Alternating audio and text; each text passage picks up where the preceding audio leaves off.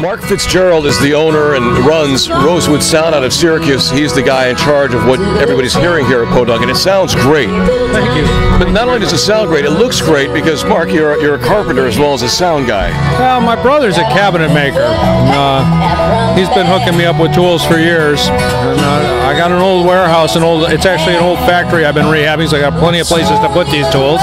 Well, we'll show some shots, but the cabinetry here of the sound equipment fits right into the bluegrass atmosphere that we have here.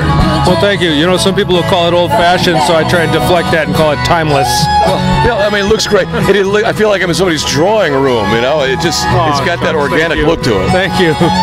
So it's fun working with the stains, actually. All right. And I've learned to put the oil on first, and then it doesn't stain quite as dark, and you get a little more luster. That's not as important with the outer cases, but with some of the equipment racks, they are protected by the outer cases, and it's nice to have a nice finish on them. What kind of wood is most of the cabinetry made out of? Most of it's Baltic birch. There's Finnish birch. It's a multi-layer. There's something like 13 layers in a 19mm thick piece.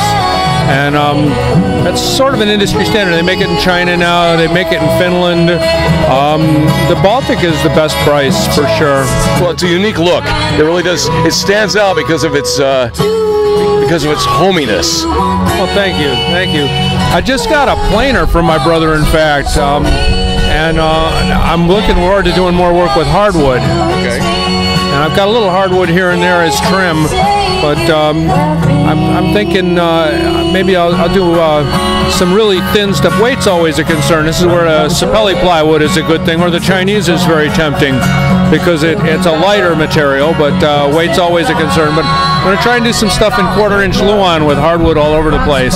Well, it looks good. I'll bet somebody's going to watch this and steal your ideas now for bluegrass and acoustic sets throughout the country. I could be a trendsetter. There you go. There you go. Now, tell me a little about setting up a show like this for bluegrass music. How much different is it than an all-out rock show?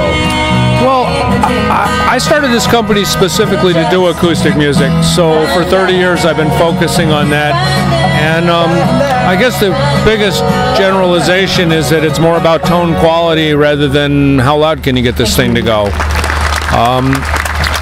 So how you go about that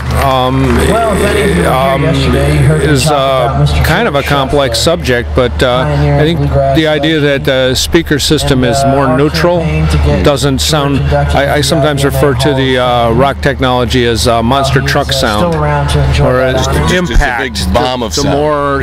The more you can just resonate the whole arena. You know, the fact that maybe the words aren't clear is maybe not so much as important as that it has incredible impact, and I think the opposite is true here. We just want to capture the natural tone quality and reproduce it, and hopefully not even get noticed. Yeah, well, whatever you're doing, it sounds great. Thank you. I mean, not just here in front of it like we are, but when I was coming in through the parking lot, it sounded terrific. That's another thing we're good at, is projecting. I was lucky enough to learn a lot of physics when I was younger and find out how to keep the speakers from fighting each other. That's kind of seems elementary. Why wouldn't you try to keep the speakers from fighting each other? But it's not a very well understood part of the process. It's more like, we'll get more speakers and it'll be louder, and it's just not always true. Work that way. No. Well, Mark Fitzgerald, thank you very much for talking to us today. My pleasure. And, thank you. Podunk is great, and you're a big part of it. Thank you very much. Thank you. And thanks for being part of Lucky Souls Productions.